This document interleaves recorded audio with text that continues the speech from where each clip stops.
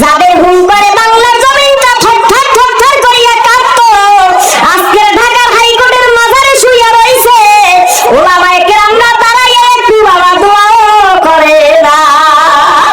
আবার কত সাধারণ মানুষ, মূর্খ মানুষ এই বাংলার বিভিন্ন জায়গাতে শুইয়া রইছে, কত লক্ষ লক্ষ আল্লাহর বান্দারা যায় তাদের কবর জিয়ারতের জন্য।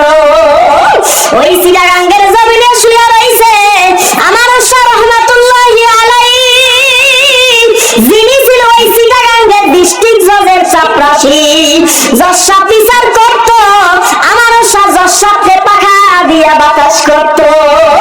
এই ছিল ডিউটি, এই ছিল তার চাকরি।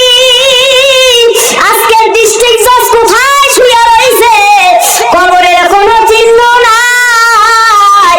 আর ওই আমার শাহ চিটাগাঙ্গের জমিনে শুইয়া রইছে, কত লক্ষ লক্ষ আল্লাহর বান্দারা যায় কবর জিয়ারতের জন্য। যারা আজকের মরিয়াও বাদশা মনে করবে আল্লাহর ফজল করবে কিয়ামতের ময়দানেও তারা বাদশা। কথা ঠিক না দেখি? এ আল্লাহ পাকের বান্দারা, পর্দার অন্তরালের মা বোনেরা শুনাইয়া যায়, মানবা কি মানবা না জানি না। যদি মনে করি